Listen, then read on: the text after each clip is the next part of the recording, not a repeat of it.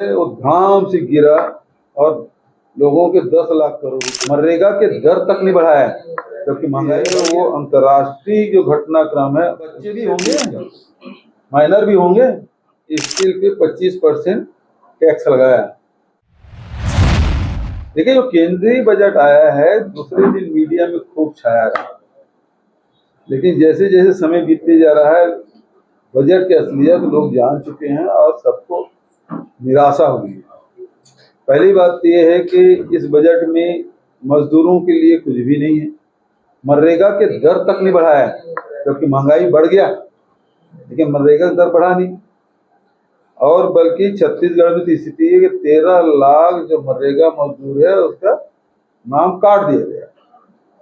दूसरी बात, किसानों के लिए कुछ नहीं है बजट में। जो किसान लगातार एमएसपी की मांग कर रहे थे वो भी गारंटी नहीं दी सरकार ने, वो भी नहीं मिला। नौजवानों के लिए कुछ भी नहीं है, रोजगार कैसे मिले। लेकिन अब देश का जो अर्थव्यवस्था है अब निर्मला सीतारमण जी के हाथ में नहीं रहा। अब जो कुछ भी है वो अंतर्राष्ट्रीय जो घटनाक्रम है उससे देश की अर्थव्यवस्था संचालित हो रही।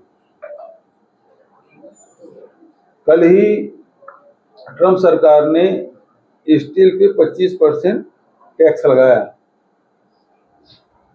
सेंसेक्स है वो धाम से गिरा और लोगों के 10 लाख करोड़ रुपए डूब गए।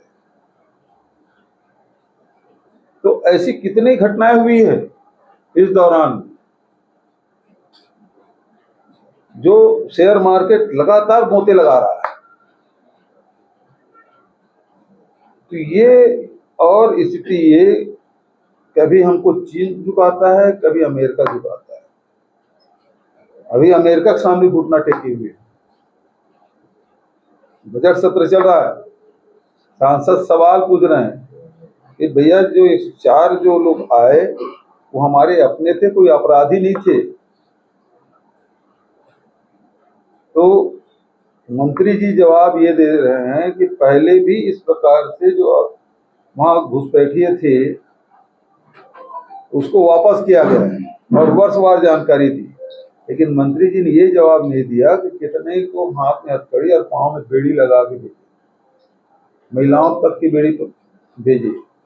तो सरकार की स्थिति ये है, ये कुछ नहीं कर पा रही है। जो 56 इंच का सीना है ना अब सिकुड़ते जा रहा है और घुटने टेकते जा रहे हैं। और वैश्विक रूप से भी देखें अब वो उद्योगपति केंद्रित बजट आने लगा है, जनता के हिसाब से नहीं आने लगा।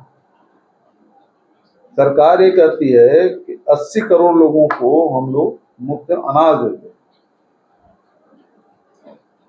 और 25 करोड़ लोग हैं जिनको गरीबी रेखा के नीचे से बाहर ले आया, हो गया 105 करोड़। अब बच गया 35 करोड़ लोग, उसमें बच्चे भी होंगे, माइनर भी होंगे।